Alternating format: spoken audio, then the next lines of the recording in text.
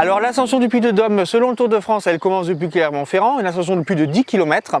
Mais dans la réalité, l'ascension du Puy-de-Dôme, elle commence ici. On est réellement au pied de la montagne et il y a 5 km à plus de 12% de moyenne. C'est une ascension légendaire. Le premier à avoir remporté le Puy-de-Dôme, c'est Fausto Coppi en 1952. Et puis on se souvient évidemment du duel Anquetil-Poulidor en 1964.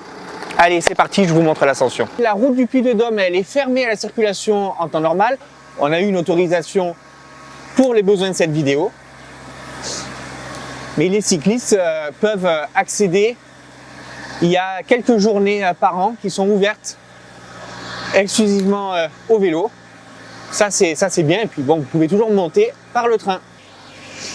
Donc on se gare au pied et on prend le train panoramique qui nous emmène au sommet.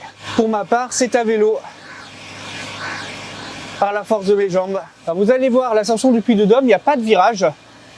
La route serpente autour du Puy-de-Dôme. C'est un col classé hors catégorie au Tour de France, hein, l'ascension du Puy-de-Dôme. Allez, il reste 4 km. Alors, on est tout de suite dans le dur. Ça fait mal aux jambes, il n'y a pas de répit pour l'instant. Bon, j'ai fait 500 mètres. Je vois la route devant. Ça n'a pas l'air de s'adoucir, hein. C'est dur.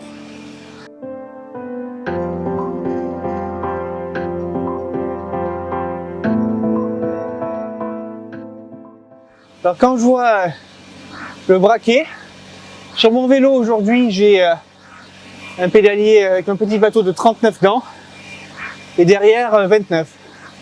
Là je suis tout à gauche et je pense à Coppi, à Poulidor, à Anquetil qui grimpaient ici. À cette époque la route devait pas être comme ça, la pente était comme ça par contre et ils n'avaient pas ces rapports là. Ça devait être sacrément dur. Bon là ça va, je me plains pas, mais c'est pas facile. Il n'y a pas de virage, j'ai l'impression d'être sans cesse en ligne droite, ça tourne autour, comme un tire-bouchon. Il y a 2,5 km et aucun moment de répit, très dur de relancer. On est tout le temps en prise. C'est terrible. Absolument aucun moment de répit. Une des plus belles vues de col que j'ai pu voir de toute ma vie. Sans aucun doute. Je ne sais pas à quel endroit exactement a été prise la photo entre Anquetil et Poulidor. Ah ça y est, je commence à voir clairement. On revient. On a presque fait le tour.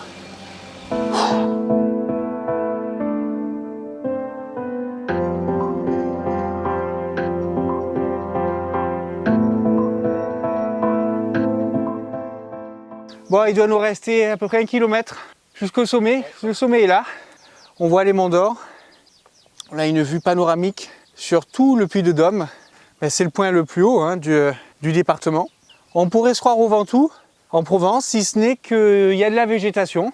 Côté paysage, l'antenne, la dureté de la pente, bon, ça fait penser un peu au Ventoux. Et puis il faut se dire que le Puy-de-Dôme, c'est un sommet mythique. C'est un sommet mythique puisque, comme je vous l'ai dit, le premier vainqueur en 1952, c'était Fausto Coppi.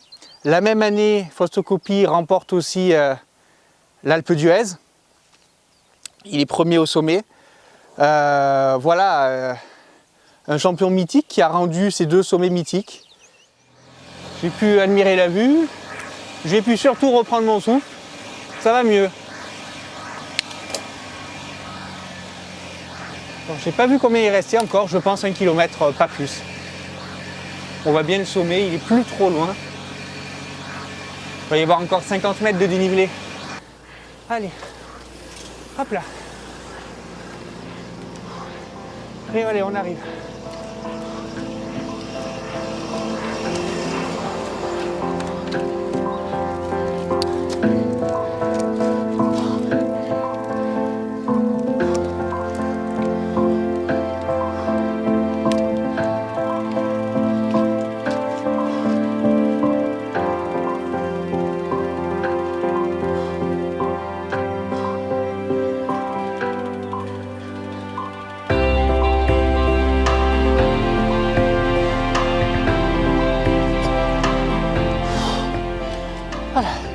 Cette ascension du Puy de Dôme, elle est tout sauf facile.